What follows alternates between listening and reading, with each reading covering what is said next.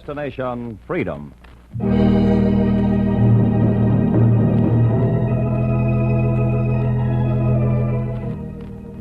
Destination Freedom, dramatizations of the great democratic traditions of the Negro people, is brought to you by station WMAQ as a part of the pageant of history and of America's own Destination Freedom.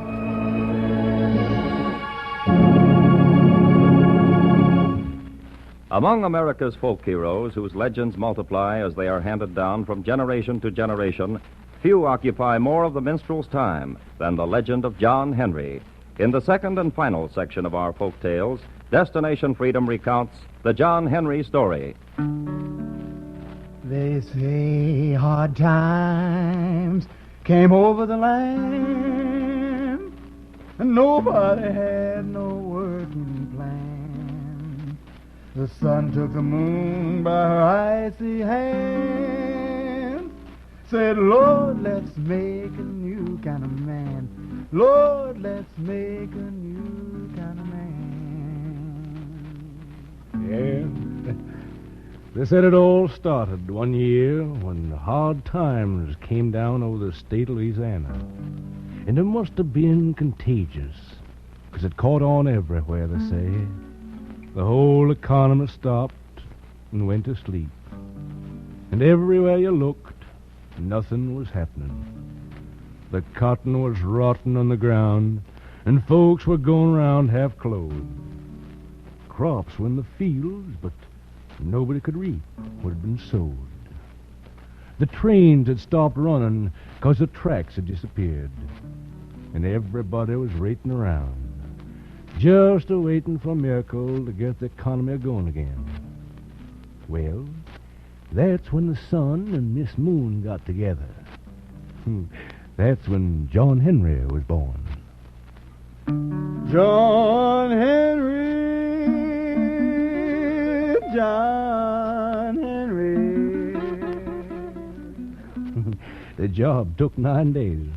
The earth trembled like a leaf. All the rivers stopped running, and the lightning struck the earth again and split it half in two like an apple. And the moon came down and sat on the right side of the split, and the sun came down and sat on the left side. While under the earth, they say, John Henry started walking restless, biding his time, until the lightning came again and opened the gap just wide enough for him to walk out. And up he came, and the sky raised itself a little out of respect for his height. And the sun looked him up and down and wrote out a note. Not bad. Not a bad job at all. I'm writing down your calling, son. Take it. Now get on and do your job. Then the moon looked him over and said, Right nice boy for my firstborn. Here, I'm putting your orders in this here package. Read it and do a nice job. Right nice boy. And John Henry stuck the package under one of his mighty arms and went off, looking for a home to be born in. And as they walked over Louisiana, farm folks stopped farming, plowmen stopped plowing, field workers quit the fields, and housemaids, blacksmiths, sharecroppers, railroaders, they all followed John Henry's mighty footsteps to an old sharecropper's shack near Shreveport, the home of old Casey and Carrie Henry. And they gathered outside, calling for the Henrys to come out and explain their new boy. Come on, Cat.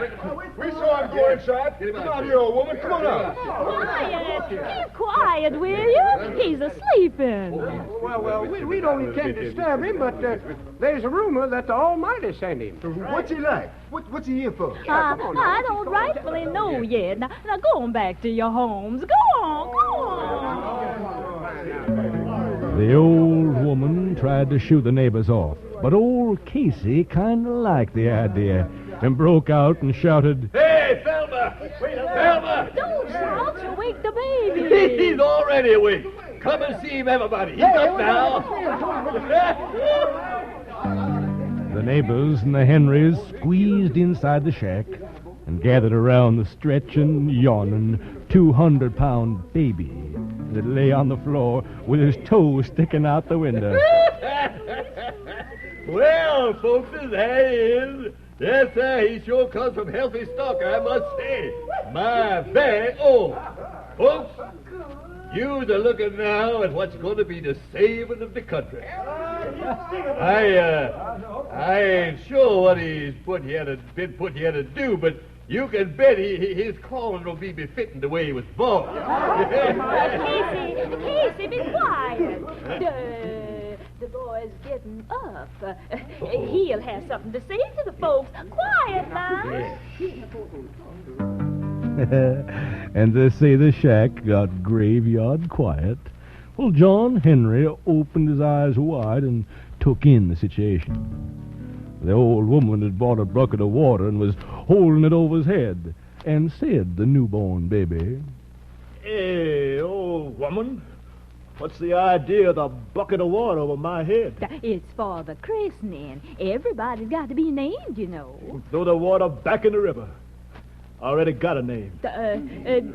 You don't mind letting your mother know about it, do you? Of course, I's only your father, but I'd like to know about these here things, too, if it ain't no trouble, that is. Well, my name is John Henry. That's right. I was born in a place where the sun never shines. And I'm a natural man. Yeah, sure, but what's your calling? What you here for? What is your business? Yeah, now, wait a minute. Now, give the lad time. Give him time. According to the racket he caused being born, it must be something terrible important. He'll save us all, don't you worry now. Yes, he'll save us all, won't you, John Henry? Well, maybe I will and maybe I won't. It all depends. On what? On what's written in this package here I've been using for a pillow. It came with me when I was born, you see. It sure did come with him. And what's in it? Something big, I bet you. Wait a minute, I'm opening it.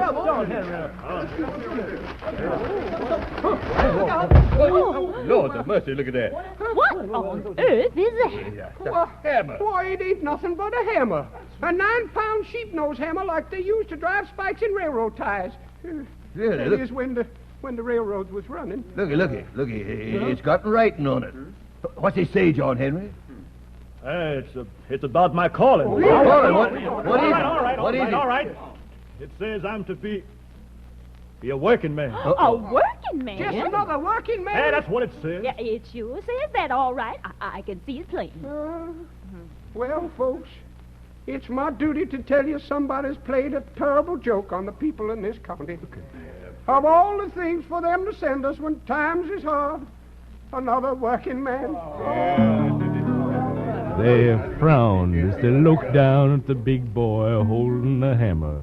They said all the fuss had been for nothing. And John Henry got mad and raised the hammer and brought it down. And he stared and saw he dug a hole in the ground a half-mile deep. And was the old man ever shaky? Sir, you needn't take your calling so serious. You needn't. But they made me mad. How so now? Lots of things get done by folks who works. But it says here that if I strike too hard with this old hammer before I get to New Orleans, it'll be the death of me. But then just get to New Orleans before you gets really mad, that's all. Here you ain't been but 3 hours old, and you see what your end's going to be. John Henry.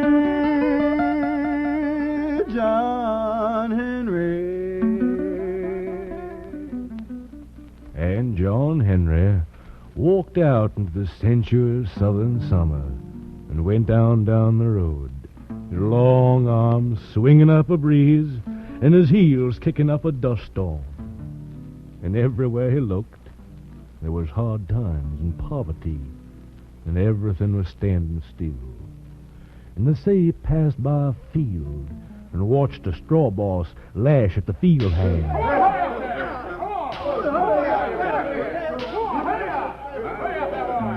And they say that John Henry walked over to the straw boss and tapped him on the shoulder. Hey. You're acting mighty free with that whip. Get going, country boy, or I'll use it on you. No, I don't think so. Say, who are you? I'm John Henry, and I'm a natural man. Now, what seems to be the trouble? Oh, trouble. Look out there in the field. I've been looking. Far as you can see is unplowed ground, not a soul got strength enough to break it. It's hard as concrete, and as fast as we break open a row, comes back together. I'm telling you, times is hard. Well, it's time like these when you should treat your working men right. You don't drive working men. How else am I going to get the ground broken up? And John Henry looked over the rugged field and the men hacking away at the iron-hard ground. And he said to the straw balls, There ain't but one thing that'll break this ground. Hey, what you going to do with that hammer, country boy? To put us out of our misery? Well, there's only one thing I know that is liable to soften up this here earth. Well, what is it, boy? Please. It's this here. It's a hammer. Hammer? Why, it's just a little bigger than ordinary hammers. Nothing unusual. It's the way I swings it. I'm going to break this ground if it's the death of me. And John Henry raised the hammer so high it chipped off a piece of the sun. And as it came down, it struck the earth, and the earth groaned with pain. It heaved and it sighed.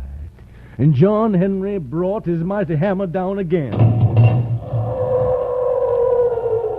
And the earth gritted its tough teeth to keep from screaming out loud and tried to stay knitted together.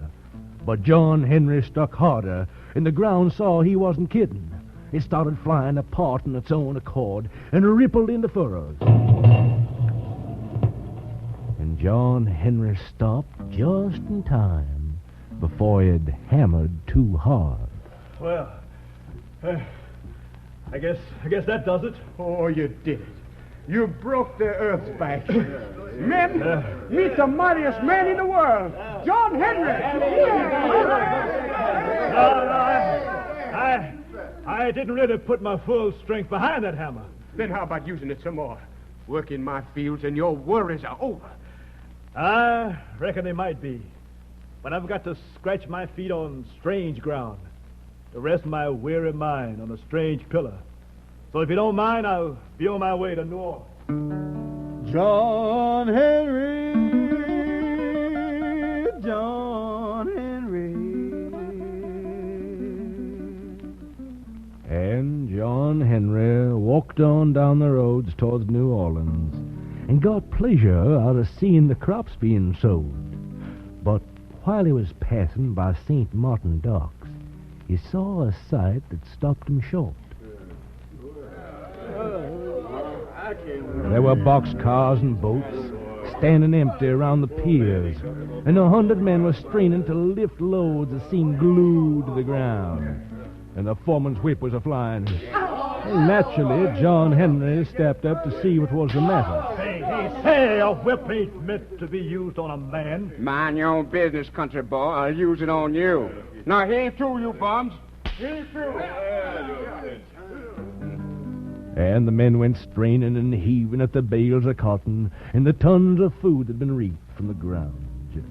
John Henry had subdued. But they wouldn't move him. And the boxcars and the steamboats had got so tired of waiting to be loaded, they had crawled under a shady tree and leaned back to rest. The foreman shouted, Hey, you, country, give a hand on this load and I'll give you some of my whip. The foreman flicked his whip, and John Henry leaned over and slapped him into the river.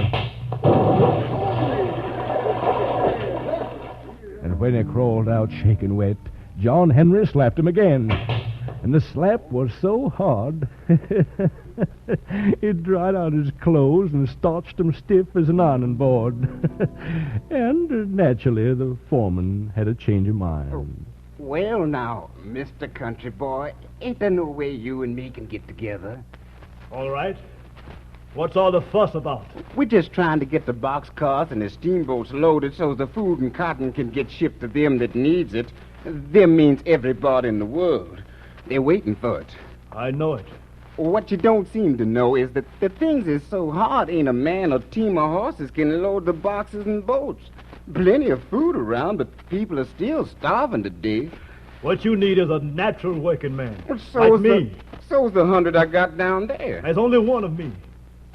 I'm in a hurry, but I'll get down there and help him load. Go right ahead, Mr. Country Boy. Go right ahead.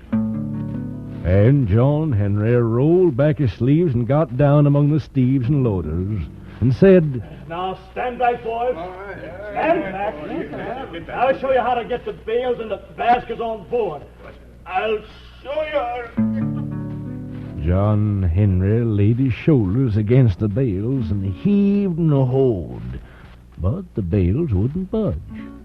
They struggled all morning, and they struggled all evening. And when the sun came up again, it caught the foods and bales still spoiling on the docks, and the foreman crying. All that planting and plowing was for nothing. It's all been for nothing. No, it ain't been for nothing. You say something, Mr. Country Boy? If I put down a little of the special strength I was born with, I could get them cars loaded. Well? Only John Henry thought of the warning about using the hammer, and he hesitated. Well, then he thought of the folks from Maine to Mexico waiting the food and needing the cotton for clothes, and he pulled out his 9-pound hammer. What's that for? just a big old sheep-nose hammer. I use it for my heavy work. You ain't going to bust open the crates and bales and scatter stuff all around, are you? No, I ain't going to hit 'em that hard. I'm just going to hit 'em hard enough to push 'em on board. Come around, men. I'll show you how it's loaded and done. Now, you take a hammer, and you hold it this way. Step up to the crates, and you swing this way.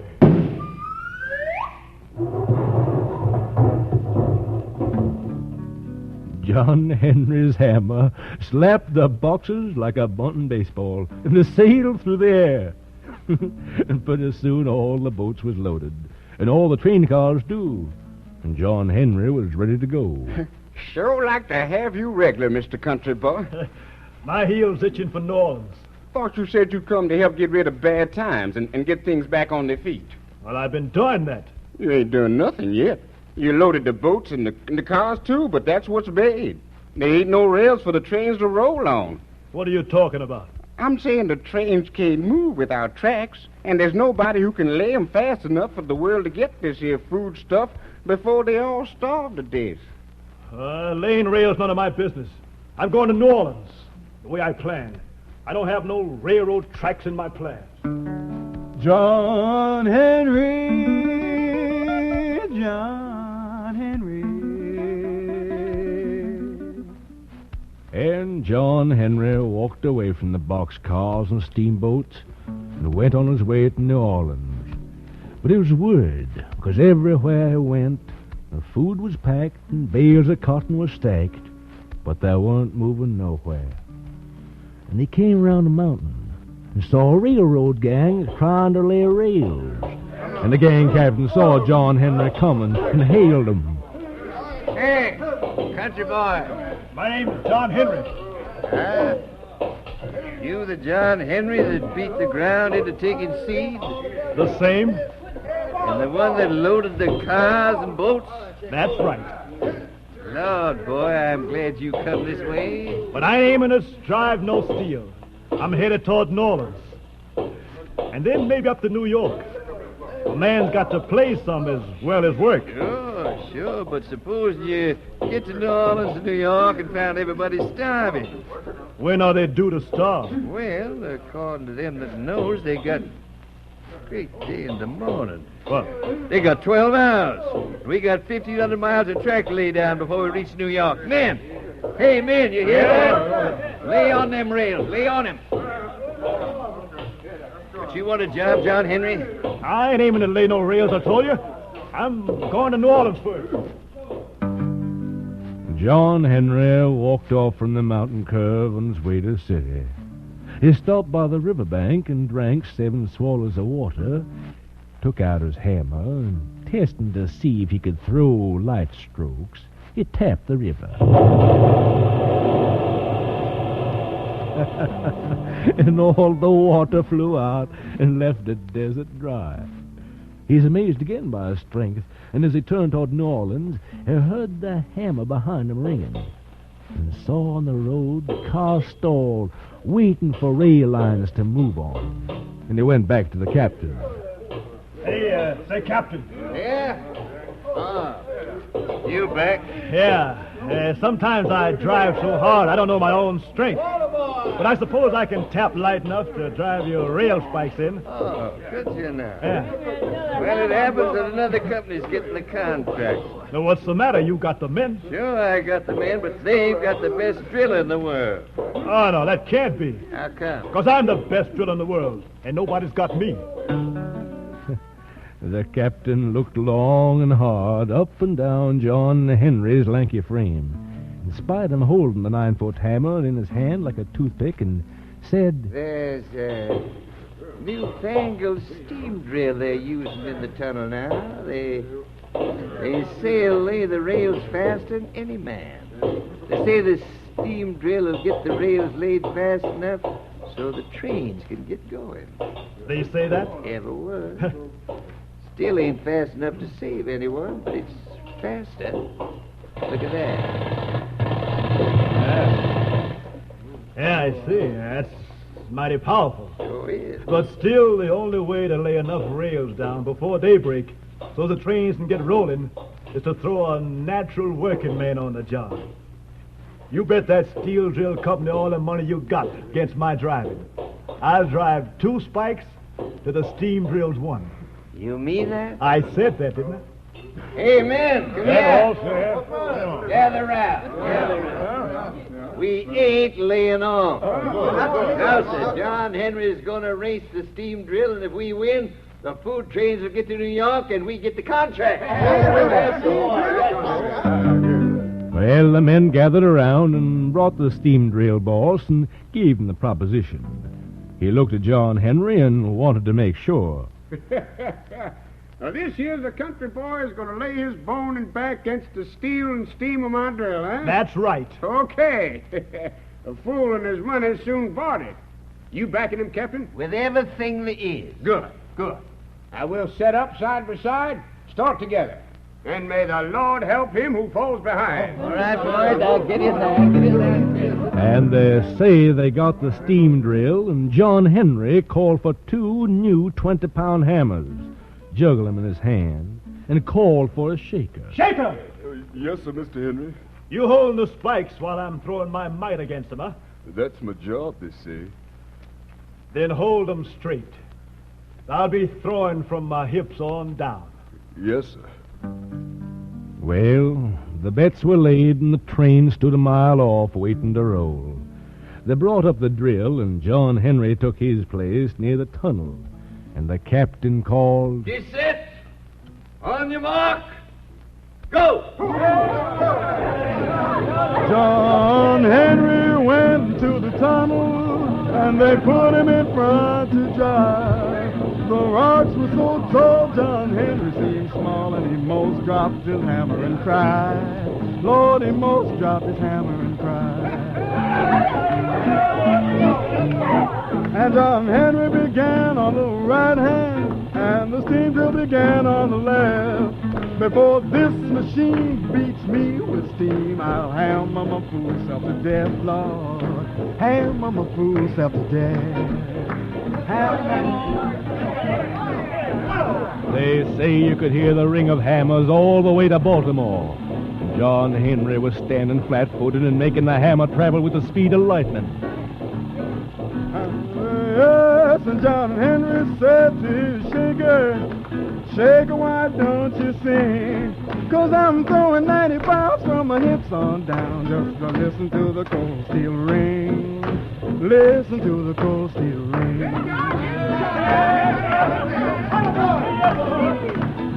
John Henry told his shaker, Shaker, why don't you pray? 'Cause if my hammer should miss this spike, tomorrow'll be your burying day, Lord. Tomorrow is your burying day. Well, the captain said to John Henry, the storm is blowing in. John Henry said to the captain, That ain't nothing but my hammer sucking wind, Lord. Ain't nothing but my hammer sucking wind. Ain't nothing but my hammer sucking wind. Well, the drilling kept on until it was even Stephen. Then John Henry forgot he wasn't supposed to slam too hard with his mighty hammer. He forgot the warning the sun and the moon had given him, and he threw his full power behind his blows, and it wasn't long before the steam drill broke down trying to keep up. John Henry told the steam man, "Hey, Lord, yonder what I see. Your drill's done broken, the hole's all choked, and you can't drive steel like me, Lord. You can't drive steel like me."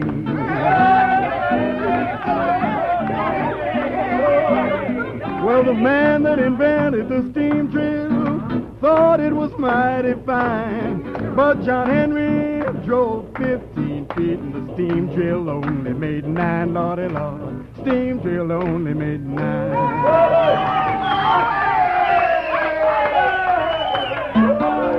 But John Henry couldn't stop hammering, and his hammer was striking fire. Lord, he drove so hard till he broke his poor heart, and he laid down his hammer and he died. Lord, he laid down his hammer and he died. Well, they took John Henry to Washington, and they buried him in the sand. There were people down east, there were people out west, come to see such a steel-driving man. Come to see such a steel-driving man. And they say the trains rolled along the tracks laid down by John Henry, and hard times rolled away from the south. You know what else they say? Well, they say they built a statue for him and let it stand on the mountaintop. And people argued for days to say where John Henry came from. John Henry, they say, is from England. John Henry, they say, is from Spain. John Henry, I say, is a Louisiana man and the best of the steel-driving gang. Lord, the best of the steel-driving gang.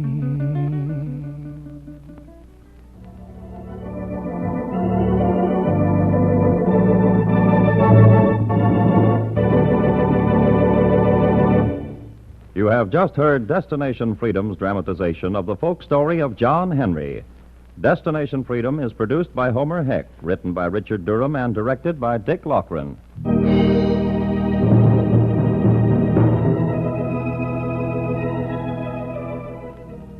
The role of John Henry was played by Fred Pinkard. Narration and song by Dean Almquist and Oscar Brown, Jr. Others in the cast were Wesleyan Tilden, Jess Pugh, Sid McCoy, and Cliff Norton. Special music was composed by Emil Soderstrom and played by Claude Shiner, Elvin Owen, and Jose Bethencourt.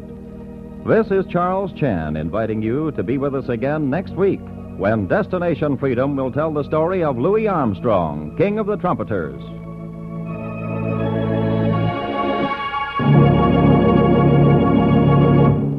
This is NBC, the national broadcasting company.